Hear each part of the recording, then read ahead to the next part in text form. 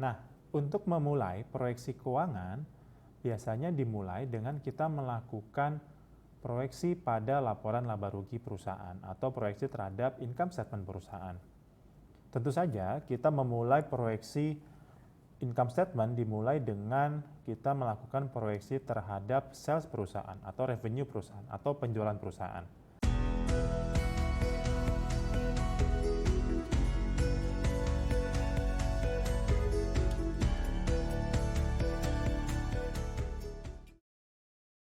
Menurut Subramanyam, sales forecast atau proyeksi terhadap penjualan merupakan fungsi dari yang pertama adalah tren historis dari sales tersebut. Yang kedua adalah kondisi makroekonomi dari sebuah negara. Yang ketiga, kondisi lingkungan kompetisi pada industri di mana perusahaan berkecimpung.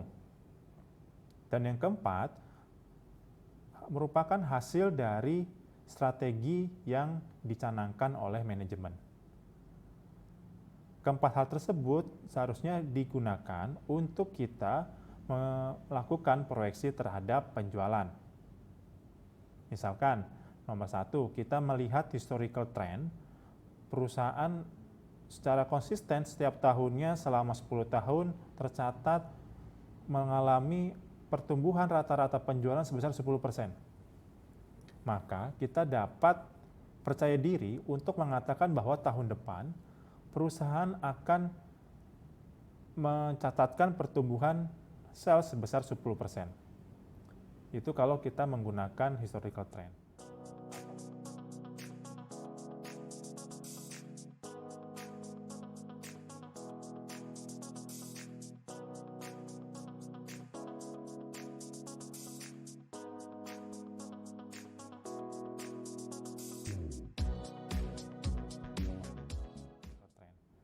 Atau misalkan nomor 2, kondisi makroekonomi. Misalkan kita tahu bahwa tahun depan akan terjadi krisis misalkan. Sehingga walaupun secara rata-rata pertumbuhan perusahaan, sales perusahaan adalah 10%, tapi karena kita akan tahu kondisi makroekonomi negara pada tahun depan adalah jelek, maka kita tidak akan bisa memproyeksikan perusahaan akan tumbuh sebesar 10%.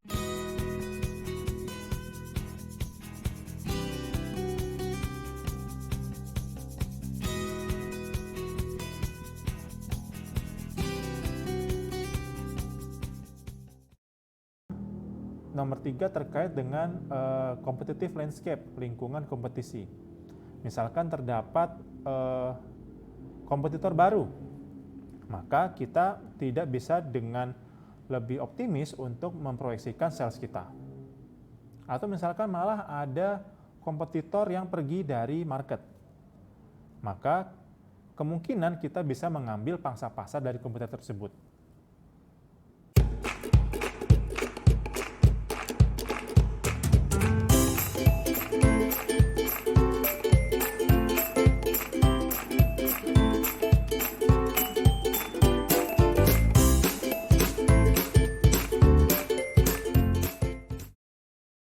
Lalu nomor 4 misalkan terkait dengan strategic initiative atau strategi yang dicanangkan oleh manajemen. Misalkan perusahaan ingin membuka pasar baru di sebuah daerah baru. Maka tentu saja kita bisa mengharapkan sales kita mengalami kenaikan di tahun selanjutnya.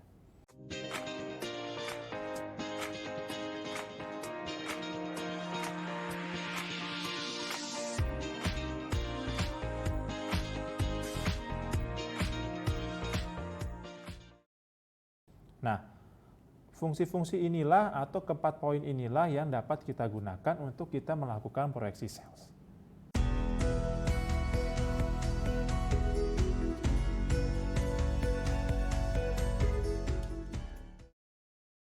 Nah, setelah kita melakukan proyeksi sales, kemudian kita dapat melakukan proyeksi komponen-komponen income statement lainnya di bawah sales. Misalkan HPP atau harga pokok penjualan atau cost of goods sold. Kita dapat memproyeksikan cost of goods sold dengan menggunakan rasio COGS terhadap sales misalkan. Jadi kita bisa tahu secara historis rasio COGS terhadap sales itu seperti apa. Misalkan konstan di angka 60% selama 5 tahun terakhir. Maka kita bisa memproyeksikan rasio COGS terhadap sales itu adalah 60% untuk tahun depan. Maka kita tinggal mengkalikan rasio COGS terhadap sales tersebut dengan proyeksi sales tahun depan.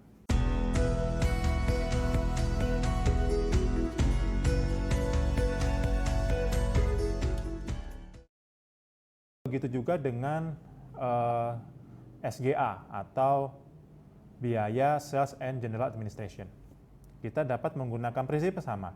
Kita ketahui dulu rasio SGH terhadap sales pada tahun-tahun historis, kemudian kita bisa memproyeksikan nilai SGH pada tahun proyeksi.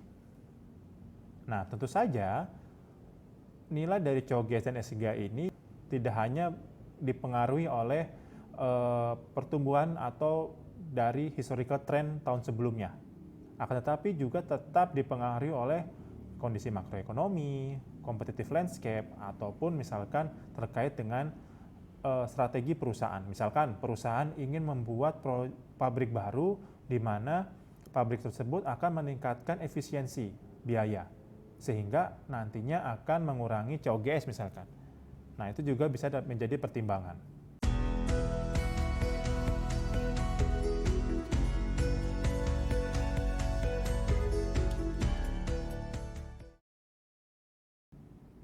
Kemudian selanjutnya kita harus melakukan proyeksi terhadap depresiasi. Proyeksi terhadap depresiasi dapat kita lakukan dengan kita membandingkan depresiasi pada tahun sebelumnya.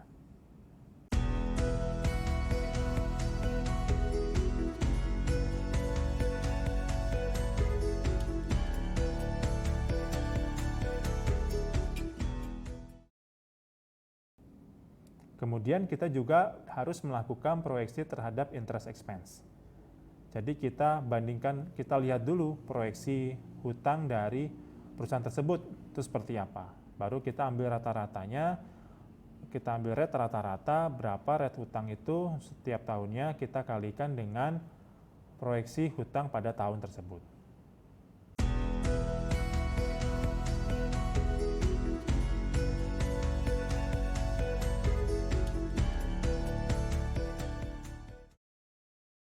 Selanjutnya adalah untuk kita memproyeksikan biaya pajak untuk tahun proyeksi. Biasanya di Indonesia kita menggunakan angka 25% sampai 30% dari pendapatan sebelum pajak. Itu untuk proyeksi income statement.